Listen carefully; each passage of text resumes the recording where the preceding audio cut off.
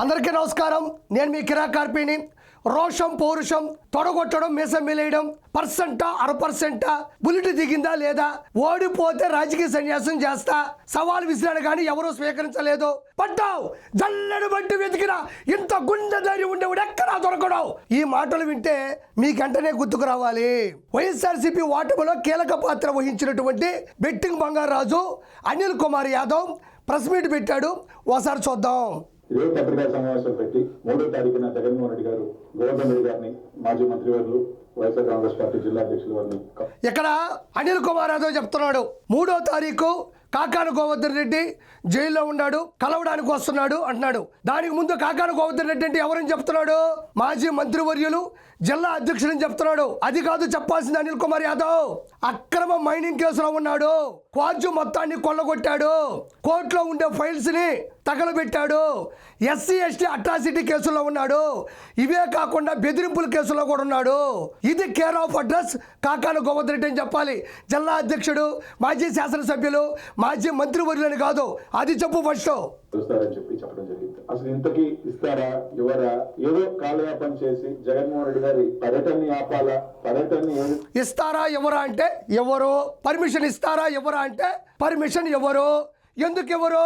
ఆంక్షల్ని ఉల్లంఘించకుండా ఉంటే ఇస్తారు, శాంతి భద్రతలకు ఆటంకం కలగకుండా ఉంటే ఇస్తారు, బల ప్రదర్శన జన సమీకరణ పర్మిషన్ లేని పనులు పద్ధతులు చేయకుండా ఉంటే ఇస్తారు.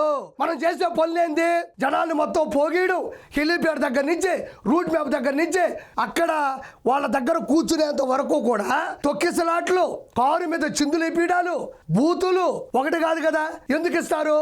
ఎవరు? రౌడీల్ని, రాక్షస మోకల్ని, సైకోల్ని వీధుల్లో కుదిలి విధులకి ఆటంకం కలిగిస్తే, అది కాకుండా బూతులు భయంకరంగా తిట్టిస్తే, సామాన్య ప్రజల్ని తొక్కిసలాటకు గురి చేస్తే, Z+ క్యాడర్ కేటగిరీ ఉన్న సెక్యూరిటీ ఉన్న జగన్మోహన్ రెడ్డి వెహికల్ మీదకి ఒక సామాన్యమైన మనిషి ఎలా వచ్చి డ్యాన్స్ చేస్తాడు, ఎలా వచ్చి ఎగరతాడు? ఇదంతా ప్రీ ప్లాన్డ్ కదా. ఇవన్నీ చేస్తే ఖచ్చితంగా కూటమి ప్రభుత్వం ఆ అవకాశం ఇవ్వదు. ప్రభుత్వం కానీ శాంతి భద్రతలకు సంబంధించినటువంటి ఎటువంటి విషయాల్లో కూడా ఆటంకం కలిగిస్తే ఒప్పుకోదు. అది ఎవరికైనా తెలుసు కాబట్టి ఇవ్వదు. ఒకవేళ ఇద్దాం అనుకున్నా మీరు ఆ పనులు మాత్రం మార్చరు. అడ్డుకోవాలన్న కార్యక్రమం తప్ప ఒకటి అడుగుతా ఉన్న ఈ ప్రభుత్వాన్ని, జగన్మోహన్ రెడ్డి గారు దిగి కాకాని గోవర్ధన్ రెడ్డి గారిని చూసే కార్యక్రమంలో ఎందుకు ఇంత ప్రభుత్వం భయపడుతుందో నాకు తెలియదు. జగన్మోహన్ రెడ్డి గారు బయటకు వస్తే ఈ మధ్య చూసాం, జగన్మోహన్ రెడ్డి బయటకు వస్తే ఆయనకి అభిమానులు ఉన్నారు, జనసంద్రం ఉంది, జన సముద్రం ఉంది అని చెప్పేసి గవర్నమెంట్ భయపడట్లా. పొదులకి వెళ్ళాడు, పిలవని పేరంటానికి వెళ్ళాడు, పొగాకు రైతులను కలిశాడు. అక్కడ ఎంత ఇబ్బంది పెట్టాడో ప్రజలందరూ కూడా లైవ్లో చూస్తూ ఉన్నారు. అదేవిధంగా తెనాలికి వెళ్ళాడు. ఆ ముగ్గురు ఎవరు? డ్రగ్స్ గంజాయి మొత్తం ఉండేటువంటి ఓ ముగ్గురు ఒక కానిస్టేబుల్ని చంపైపోతే అతన్ని తీసుకొచ్చి పనిష్మెంట్ ఇస్తే అలాంటి వ్యక్తులని వెనకేసుకొని రావడానికి అక్కడికి వెళ్ళాడు. అక్కడ ఎలాంటి ఇబ్బందులు పెట్టాడు అన్నది కూడా ప్రజలు చూశారు. అదేవిధంగా మొన్నటికి మొన్న సత్యన్నపల్లిలో రెంటపాల్ అనే గ్రామంలో నాగమల్లేశ్వరరావు అనే ఉప సర్పంచ్ 30 కోట్ల రూపాయలు జగన్మోహన్ రెడ్డి మీద బెట్టింగ్ కాస్తే అతను చనిపోతే అతన్ని కలవడానికి వెళ్ళి టైర్ కింద ఒకరిని, ఆ పక్క ఒకరిని, ఈ పక్క ఒకరిని మొత్తం కలిపి ముగ్గురిని లేపాడు. అదే కాకుండా సామాన్యమైనటువంటి మనుషులు ఎంత ఇబ్బంది పడుతున్నారో అందరికీ తెలుసు. రూట్ మ్యాప్ లేకుండా, చెప్పిన పరిస్థితులకు వెళ్లకుండా ఇలాంటి పనులు చేస్తున్నాడు. కాబట్టి గవర్నమెంట్ భయపడుతుంది. ఎందుకంటే ఓట్లేసింది మనం అధికారంలో ఉన్నది ప్రజలకు తిరిగి మంచి చేయడానికి తప్ప వాళ్ళని ఇబ్బంది కలిగించడానికి కాదు. కాబట్టి జగన్మోహన్ రెడ్డి వస్తే నిజంగానే ఆలోచిస్తున్నారు. జగన్మోహన్ రెడ్డికి వచ్చే జనాలు ఎలాంటి వాళ్ళు, ఆ రౌడీలు, ఆ సైకోలు, ఆ రాక్షస మోకల గురించి ప్రజలందరికీ లైవ్ లో తెలుసు. సత్తెనపల్లిలో హెలిప్యాడ్ అడ్డుకుంటే ఏ విధంగా జనాలు వచ్చారో చూసాం. ఇదే విధంగా బయటకు వస్తే మీ మీద నా వ్యతిరేకత కానీ, మీ మీద ఏదైతే మీరు ప్రామిసెస్ చేసినవి అన్ని కూడా 100% కూటమి ప్రభుత్వం ప్రతి ప్రామిస్ని కూడా అమలు పరుస్తుంది.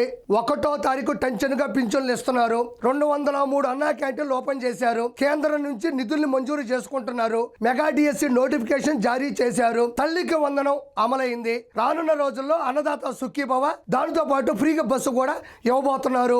ప్రతి ఒక్క ప్రామిస్ కూడా అలవర్చబోతున్నారు. ప్రత్యేకమైన అమరిక జరగబోతుంది. ఆ విషయంలో ప్రజల నుంచి ఎటువంటి లోటుపాట్లు లేవు. గవర్నమెంట్ అద్భుతంగా పనిచేస్తుంది. ఆ విషయంలో ప్రజలు ప్రజలు హర్షిస్తున్నారు. నువ్వేదో కూర్చొని మాట్లాడబాక. ప్రజల్ని కూడా బయట జగన్మోహన్ రెడ్డి గారి మీద ఇంకా కూడా రెట్టింపు అభిమానంతో బయటకు వస్తున్న చూసి ఒక కుట్రతో ఈరోజు రెట్టింపు అభిమానంతో రావడంలా గంజా దాగేసి వస్తున్నారు, మందు దాగేసి వస్తున్నారు, రాక్షస మోకలు వస్తున్నాయి, సైకో బ్యాచ్ వస్తుంది. రెట్టింపు అభిమానంతో రావడం లేదు. మీరు సమీకరించి గంజాయి ఇచ్చి మంది ఇచ్చి ముందుగా ప్లాన్ ఇచ్చి వాళ్ళందరినీ తీసుకొని వస్తున్నారు తప్ప జగన్మోహన్ రెడ్డికి అభిమానులు లేరు. మరి అభిమానులు ఉంటే జనాలుంటే జన సమీకరణ జరిగితే మరి ఎందుకు వాళ్ళు 2024లో మీకు ఓట్లేయలేదు? ఎందుకు ఓట్లేయలేదంటే వాళ్ళంతా రౌడీలు. మీరు ఆ రౌడీలు చూసిన ఏ జనాలు కూడా మీకు ఓట్లేలా కార్యక్రమం చేస్తా ఉన్నారు. ఇది మీ పరిస్థితి. ఈరోజు ఒక్కటైతే చెప్తా ఉన్నాం, మీరు ఎంత అడ్డుకోవాలనంటే, మీరు ఎంత అడ్డు చూసి చేయాలనుకున్నా 3వ తారీఖున జగన్మోహన్ రెడ్డి గారు రావడం తథ్యం. దాన్ని ఎవరు ఆపే ప్రసక్తే లేదు. మీరు హెలీప్యాడ్ పర్మిషన్ మీరు ఎన్ని కుట్రలు చేసి ఇవ్వకపోయినా మాకు చాలా మార్గాలు ఉన్నాయి. జగన్మోహన్ రెడ్డి గారు వచ్చేదానికి చాలా మార్గాలు ఉన్నాయి. తప్పకుండా జగన్మోహన్ రెడ్డి గారు వస్తారు, గోవర్ధన్ రెడ్డి గారిని కలుస్తారు. ఒకవేళ మీరు అనుకున్నట్టు కలవనీకుండా తప్పకుండా వాళ్ళ కుటుంబానైనా కూడా ఖచ్చితంగా 3వ తారీఖు.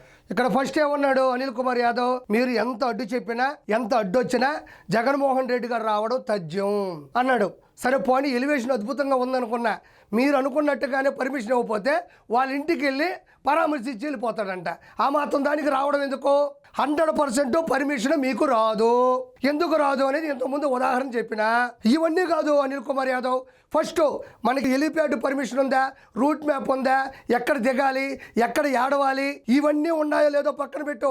అసలు అన్నకి బాడీ కావాలి. అసలు బాడీ ఉందా లేదా అది చెక్ చేయి. ఈ రూట్ మ్యాప్, ఈ హెలిప్యాడ్, ఎక్కడికి వెళ్ళాలి, ఎంతసేపు ఉండాలి, పేపర్ చూస్తే ఎంతసేపు ప్రెస్ మీట్ పెట్టాలి, ఇవన్నీ ముఖ్యం కాదు. ఫస్ట్ అన్నకు బాడీ కావాలి. బాడీ దొరికిందా లేదా? బాడీ దొరికితే అన్నకి మెయిల్ చేయి. బాడీ దొరకకుండా ఇవన్నీ ఉన్నా కూడా అన్నరాడు. ప్రత్యేకమైన మార్గాలు ఉన్నాయన్నావు. ఉన్నాయి మీకు మార్గాలు. నెల్లూరు దాకా వస్తారు, జనాలు నోరు తెరుచుకొని ఉంటారు, అగుట్లు పట్టుకొని ఉంటారు, ఆకాశవాళ్ళు ఎత్తుకొని ఉంటారు. కానీ మీరు జైలు దగ్గర పోలేరు. అన్నవు అటు నుంచి అటు బెంగళూరుకి వెళ్ళి ఎలహంగా ప్యాలెస్కి వెళ్తాడు. నువ్వు పోయా అటు నుంచి అటు ఇస్కాన్ టెంపుల్ నుంచి అటు నుంచి చెన్నైకి వెళ్ళిపోయి ఫామ్ హౌస్లో పడుకో. అంతే తప్ప ప్రభుత్వం పర్మిషన్ లేకుండా అడుగు కూడా పెట్టలేవు.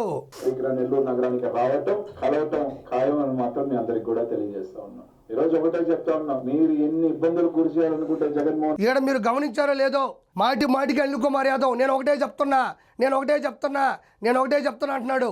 అధికారంలో ఉన్నప్పుడు 100 చెప్పేవాడు. నోటికి అదుపు ఉండేది కాదు. ఎంత ఇష్టం వస్తే అంత మాట్లాడేవాడు. ఒక అమ్మ అబ్బకి పుట్టుంటేనే పరుష పదజాలాలు కూడా వాడిన వ్యక్తి ఈ అనిల్ కుమార్ యాదవ్.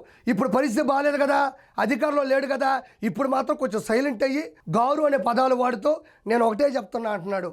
అప్పుడైతే 100 చెప్పేవాడు. క్వాడ్జితో వేసిన అక్రమ మైనింగ్ కేసుల్లో, ఎస్సీ ఎస్టీ అట్రాసిటీ కేసుల్లో, కోర్టులో ఉండేటువంటి ఫైళ్లు తగలబెట్టిన కేసుల్లో ప్రముఖ ముద్దాయిగా కాకాని గోవర్ధన్ రెడ్డి జైల్లో ఉన్నాడు. జైల్లో ఉండే కాకాని గోవర్ధన్ రెడ్డిని జగన్మోహన్ రెడ్డి కలవడానికి అత్యుత్సాహం చూపిస్తున్నావు. ఈ అత్యుత్సాహం అన్న అసెంబ్లీ వెళ్ళడానికి, అసెంబ్లీలో కూర్చోవడానికి, అసెంబ్లీలో కూర్చుని ప్రశ్నించడానికి ఆ అత్యుత్సాహం ఏదో అన్న వైపు చూపించు. 11 సీట్లు వచ్చినాయి. పులివెందుల, రాజపేట, బద్వేలు, పొంగనూరు, తంబాలపల్లి, ఆలూరు, మంత్రాలయం, దర్శి, ఎర్రగొండపాలెం, పాడేరు వరకు 11 సీట్లు వచ్చినాయి. 11లో అన్న కూడా పులివెందుల నుంచి శాసనసభ్యుడు 10 మందిని పోనివ్వట్లేదు, అన్న రావట్లేదు. కాబట్టి అనిల్ కుమార్ యాదవ్ అన్నని ఫస్ట్ అసెంబ్లీకి పంపించు, తర్వాత నెల్లూరుకి రప్పించు. అంతే తప్ప ప్రజలకు న్యాయం చేయాల్సిన చోట మాత్రం ఉండకపోగా ప్రజల్ని ఇబ్బంది పెట్టే చోటకు రానివ్వడం తప్పు. పెట్టాలంటే వైఎస్ఆర్ కాంగ్రెస్ పార్టీ కార్యకర్తల నాయకుల్ని బంతిని మీరు ఎంత గట్టిగా గోడకేసి కొడితే అంత ఫాస్ట్ గా వెనక్కి వచ్చే విధంగా రేపు 3వ తారీఖు బంతిని ఎంత గట్టిగా కొడితే అంత వేగంగా వెనక్కి వస్తుంది అంటున్నాడు. ఇది న్యూటన్స్ థాట్లా, అంటే చర్యకి సమానమైన వ్యతిరేక దిశలో ప్రతిచర్య ఉంటుంది. కానీ నేను చెప్తున్నా, గుర్తుపెట్టుకో అనిల్ కుమార్ యాదవ్, మీ బంతి ముందుకెళ్తా తప్ప వెనక్కి రాదు. న్యూటన్స్ థాట్లా జగన్మోహన్ రెడ్డి విషయంలో ఫెయిల్ అయిపోద్ది. ఇది 100% నిజం. బంతి ఎంత గట్టిగా కొడితే అంత గట్టిగా వస్తుంది. ఇది నిజమే. న్యూటన్స్ థర్డ్ లా ప్రకారం చర్యకు వ్యతిరేక దిశలో సమానమైన ప్రతిచర్య ఉంటుంది. బట్ జగన్మోహన్ రెడ్డి విషయంలో బంతి ఫెయిల్ అవబోతుంది, న్యూటన్స్ థర్డ్ లా కూడా ఫెయిల్ అయిపోతుంది. రానున్న 2029లో పూర్తిగా పార్టీయే ఫెయిల్ అయిపోతుంది. కాబట్టి ఇంకా మనం అన్నీ ఆపుకుంటే మంచిది. Thank you so much.